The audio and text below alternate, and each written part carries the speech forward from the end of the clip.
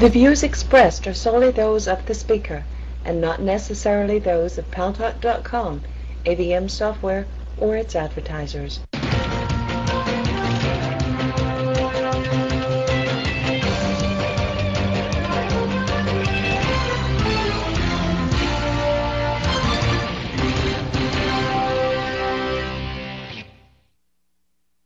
News Talk is online. News Talk Online is a production of Paltalk.com, the largest multimedia interactive program on the internet, with more than 4 million unique users on demand on iTunes and on YouTube. And on my blog, GaryBaumgarten.com, where you're encouraged to post your comments, whether you agree with me or not. And by the way, there are a bunch of new stories posted there, including another multi-million-dollar investment scam that was busted today. Alleged scam. 2 guys are in the Huskow awaiting formal charges in federal court for that. I mean, it just gets better and better, doesn't it? And thanks to our good friends at CRN Digital Talk Radio, we're syndicated to an additional 12 million households. I am your host, Gary Baumgarten. Welcome to the show. Well, I know most of you were with me yesterday. We had about 650 people sitting in the room, others on the internet listening in, wondering what President Obama was about to say, watching, listening, as he presented his plan for the bailout of the economy in greater specificity. I listened very carefully, ladies and gentlemen. I still don't get how we're going to pay for it. Turned on CNN this morning. First thing I saw was an interview with John McCain. Remember him? He was the other guy that ran for president. First words out of John McCain's mouth were, "I still don't get the math." Well, you can make fun of John McCain because during the campaign he acknowledged he didn't understand finances as well as he should. And that probably was one of the contributing factors that led to his demise. But I'm with him on this. I still don't understand the math. Now, I'm not going to go through every specific item that the president raised yesterday, but I'm going to talk about a couple of things and then get to your comments because I want you to educate me. When the president spoke yesterday to the joint session of Congress, he asked Congress to pass a bill to cap emissions of heat-trapping gases that are warming the planet. And he said he will use $15 billion a year of the revenues from the program to pay for renewable sources of energy. Okay, that looks like it's a revenue-generating program. That's very good. He was vague about how he intends to make health care more affordable, and just before we went to air, the Washington Post issued this news alert. Obama's proposed budget would create $643 billion health care fund. It's a 10-year, $634 billion reserve fund to partially pay for a vast expansion of the U.S. health system. And overall, that many experts project will cost as much as $1 trillion over the next decade. Well, if I recall, the president is also pledging to cut the federal deficit, which is $1.3 trillion, in half by the end of his first term in office. Now, here are some of the areas he said he'd try to save money, but to me, it doesn't seem like there's a lot of savings in this. He said he would eliminate education programs that didn't work.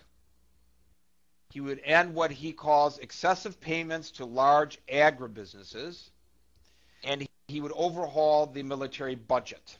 By the way, McCain supports overhauling the military budget. But, you know, this is all on top of an economic stimulus plan of $787 billion. Somebody explain to me the math, please. Now, the president is taking advantage of a lot of public support.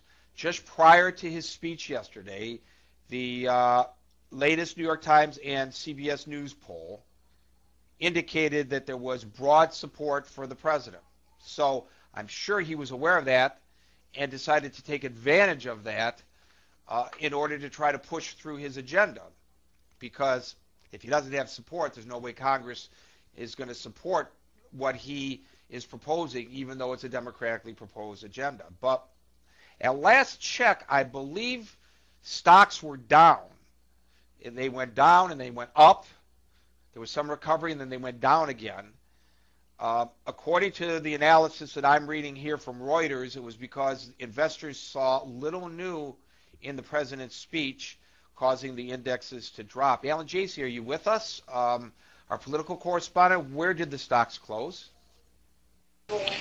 Gary, they closed down about 1% today across the board, and that was on pretty much all indices around the world, with the exception of the Nikkei. The Nikkei closed down about 2%. I mean, I really don't think that what Obama said last night is really affecting the street any. I mean, that was just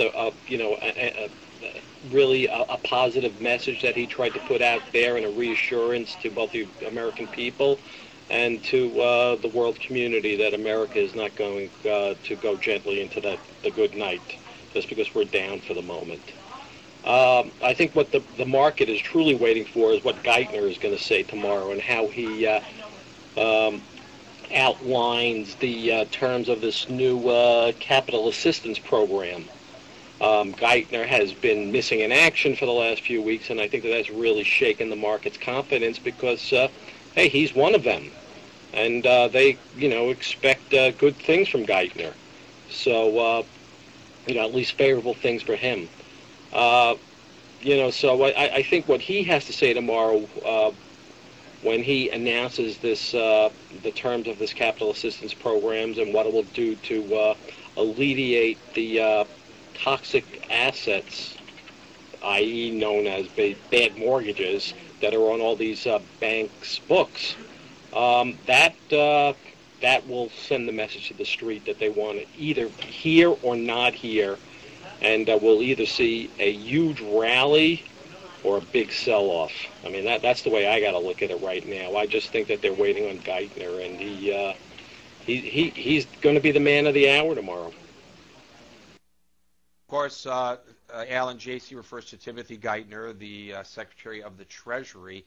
By the way, do his lips move? And when they do, does anything come out? Because he held a news conference today. I received a press release from Treasury about this new program, the CAP program to which you refer. And in his news conference, he refused to answer questions. What is this? I mean, this president promised an open and a transparent government. It's a program that they released a press release about today. Why couldn't he have responded to the reporters' questions? After all, it was a press conference. Yeah, I don't understand that either, Gary. I mean, I saw the press conference, and I just thought it was like, first of all, the guy is, he's about as exciting as watching paint dry. It makes Hank Paul.